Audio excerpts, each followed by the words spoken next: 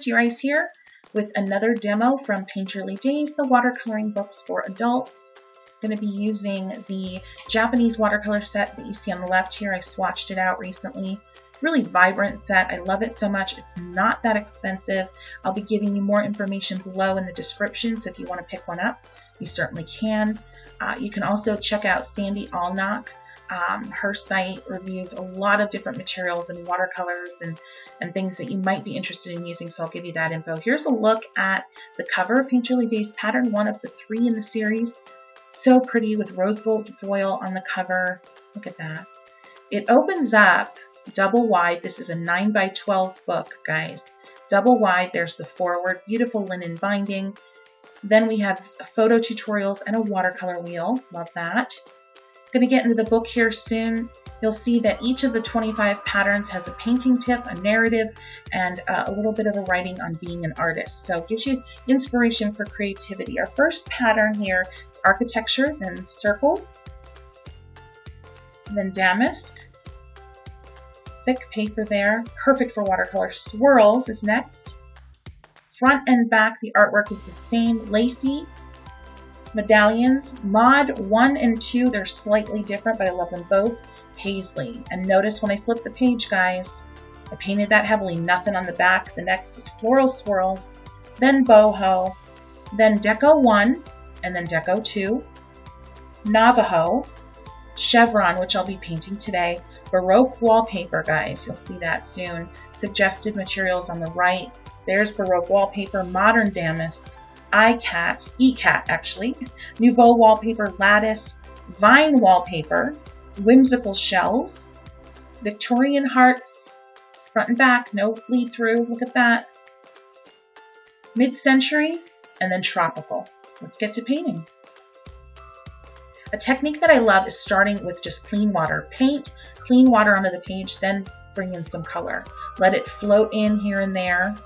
Bring in another color, let that float in. Guys, I am not going to be mixing my paint today.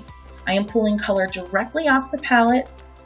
I am not using any mixing. I do have my handy dandy paper towel where I will be able to use a technique where you literally clean your brush often, blot your brush often. That allows you to introduce new color onto the page. That allows you to pull up color from the page if it's too wet. So you don't need to have any mixing skills or any fancy materials. One brush, it's a number 6 round.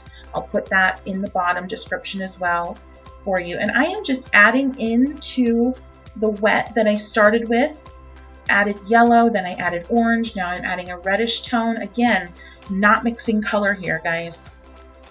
If you love coloring books, you're probably used to just getting super detailed, which you can do with these books, and I do encourage it, but I also encourage you just relishing in the fact that watercolor is free and flowing and graceful, and it just wants to move. It's incredibly dynamic.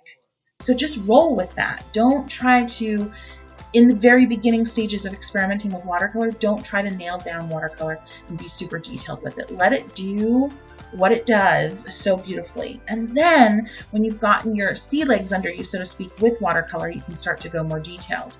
You might notice here I'm doing something a little different with this pattern. Instead of just painting chevron, I'm actually turning it into a scene, which is a little fun. I am currently in Zion National Park for a couple of weeks with my family, and so I'm inspired by the Red Rock landscape. Bright sun every day and just the beautiful red rock, beautiful greens this time of year.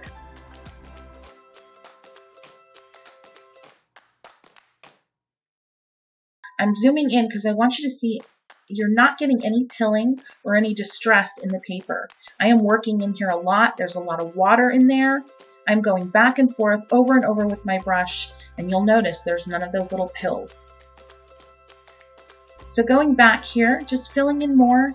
Guys, I encourage you, Sandy Allnock, who is an amazing artist, paper crafter, did a review, and one of the things she said in her review of Painterly Days was, just finish the page.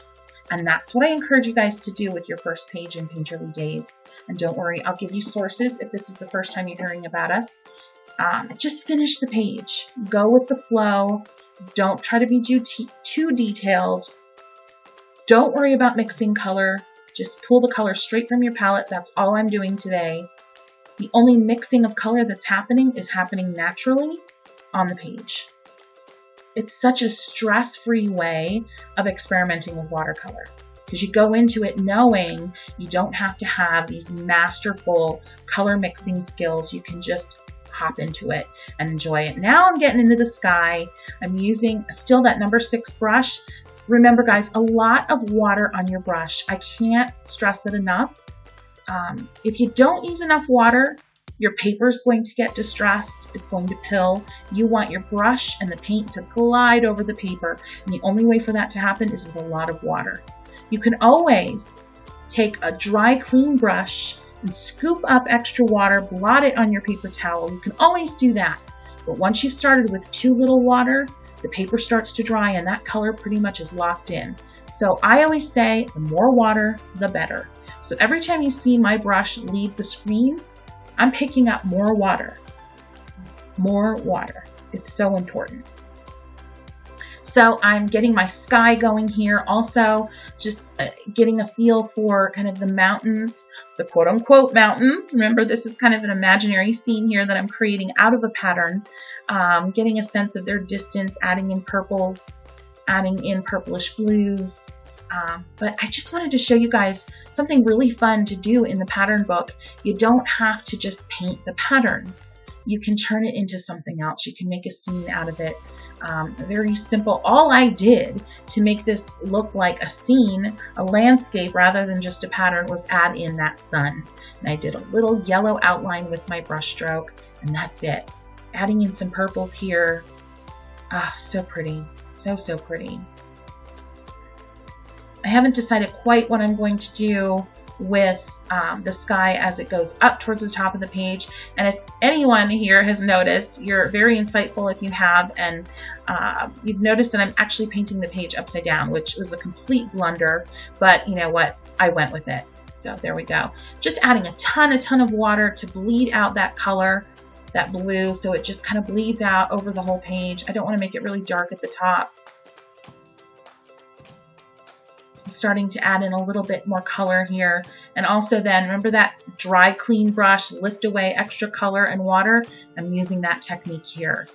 So 2 techniques that you're going to love, guys. Dry, clean brush, lifting out color and water, blotting it on your paper towel. Starting off your painting then also with just painting clean water on the page. Love those 2 techniques. And you can drop color in and just have fun with it. Fast forward here a little bit. I'm just adding in more detail. Again, remember, I am not mixing. I am pulling color directly from this palette. You can probably see on the left that I've got a little green in my yellow, I've got a little blue in my red, because I'm not mixing. I'm literally pulling color right from the palette. You can always clean that up if your palette gets a little dirty, so to speak. Not a big deal, but just adding in more detail here so my sun really pops. So much fun, guys. Yeah, a little bit more color. Really using that brush. Remember, it's a number 6. I will list all the materials in the description below. And look at that. I am working that paper hard. There is a ton of water on here. I know there's been some question. The paper pills. People have had it pill. The only reason this paper pills is if you don't use enough water. If you're putting color on there, you're scrubbing it around, and you're not putting enough water on there, it will pill. But so would any other watercolor paper. Adding a little spatter here, and I'm done, guys. Thanks so much for watching. This has been so much fun, and happy painting!